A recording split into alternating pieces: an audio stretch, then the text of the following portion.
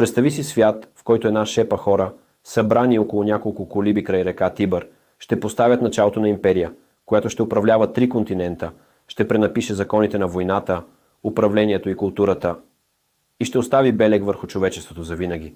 Но как започва всичко? Как една почти незабележима общност се превръща в сърцето на един нов свят? Нека се потопим в мистиката на 8 век преди Христа. Време на митове, на племена, на борба за оцеляване. В тази мрачна епоха се ражда легендата за Ромул и Рем, двама братя, родени от весталката Рея Силвия и бог Марс, богът на войната. Изоставени в кошница в бурните води на Тибър, спасени от вълчица и отгледани в дивата природа. Братята израстват силни, горди и решени да оставят следа. Но между тях се разгаря конфликт. Кой да бъде господарят на новия град? Кой да даде името си на вечността? Съдбата избира Ромул. С кръвта на брат си той запечатва първия акт на основаването на Рим. И така започва историята на един град, роден от борба, от предателство и от безкрайна амбиция. Първите дни на Рим са белязани от нестабилност и война. Около тях силни племена, етруски, сабини, латини. Всеки ден е битка за храна, за земя, за оцеляване. Но римляните имат нещо различно. Огън в душите си, решителност, която не познава граници. Те създават първите си закони, първите си богове, първите си съвети на старейшините. И най-важното – изграждат армия. Дисциплинирана, добре организирана, безмилостна. Докато другите градове мечтаят за спокойствие, Рим мечтае за величие. Първите царе на Рим не са просто владетели, те са строители на нация.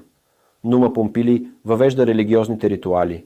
Тул Хостилий води войни срещу съседите. Анк Марций изгражда първото пристанище на Остия. Но най-известен от всички е Тарквиний Гордия, последният цар на Рим. Неговата жестокост, неговото презрение към народа водят до бунт, който ще промени всичко. Възмутени от тиранията, римляните свалят царете. И така през 509 година преди Христа Рим се превръща в република. Република власт на народа. Но тази власт е особена. Управляват патрициите, богатите аристократи, докато плебеите, обикновените хора, водят дълги борби за своите права. Това е време на напрежение, но и време на експерименти. Създават се нови институции – Сенатът, Съветът на плебеите, трибуните на народа. Създава се принципът на властови баланс, основа на всяка бъдеща демокрация. Но докато вътрешно се учат на управление, външно римляните никога не спират да воюват. Те разбиват латините, покоряват етруските, побеждават самнитите в ожесточени планински битки. Всяка война прави Рим посилен. Всеки враг, който падне, е стъпал към върха. А после идва първото голямо изпитание срещу Картаген. 3 пунически войни. 3 епохални сблъсъка, които ще определят съдбата на Средиземноморието. Картаген е мощен, богат, с опитна флота. Но Рим е упорит като никой друг. Дори когато Ханибал, гениалният картагенски генерал, прекосява Алпите със слонове и разрушава римските армии при Кана, римляните не се предават. Те се надигат, събират нови легиони, удрят Картаген право в сърцето му. В Третата пуническа война градът е унищожен до основи. Прах и руини. Това е всичко, което остава от най-големия враг на Рим. С победата над Картаген, Рим вече няма равни. Той покорява Македония, Гърция, Египет. Но империята, която расте навън, започва да гние отвътре. Богатството от завоеванията създава нова аристокрация, а бедните остават изоставени. Рабите заливат града. Бунтове избухват. Армиите стават по-лоялни към генералите си, отколкото към държавата. И тогава на сцената излиза човек, който ще промени историята – Юлий Цезар. Гениален генерал, политик и визионер. Цезар завладява Галия, преминава Рубикон и поема контрола над Рим. Обявява се за вечен диктатор. Но славата му създава врагове. В един мартенски ден Сенатът го убива с 23 удара на нож. Акт, който вместо да спаси републиката, я погребва завинаги. В хаоса, след убийството един млад мъж се издига – Октавиан, осиновеният син на Цезар. С хитрост, дипломация и безпощадност той елиминира всичките си врагове, включително Марк Антоний и египетската кралица Клеопатра.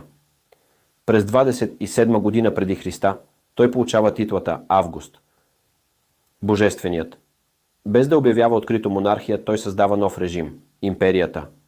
Рим вече не е град-държава. Той е световна сила. Август създава нови провинции, реформира данъчната система, изгражда мрежа от пътища, която свързва цялата империя. Основава преторианската гвардия, елитната армия, която ще защитава и понякога контролира императорите. Започва златният век на Рим, Пакс Романа. 200 години на относителен мир и просперитет. Пътища, акведукти, амфитеатри, храмове изникват навсякъде от Британия до Египет. Латинският език се разпространява. Римското право става основа на цивилизацията. Дори християнството, родено в най-отдалечените провинции, ще намери пътя си към сърцето на империята. И все пак, семената на разпадането вече са посяти. Корупция, вътрешни борби за власт, набези по границите. Но това е история за друг път. Защото днес разказваме за създаването на чудото. От една кошница в бурните води на Тибър, от двама братя, погълнати от съдбата, от меча на легионера и мъдростта на строителя, от кръвта, потта и мечтите на хиляди поколения. Така се роди Римската империя. И както гласи древната римска поговорка «Вени, види, вичи». Дойдох, видях, победих.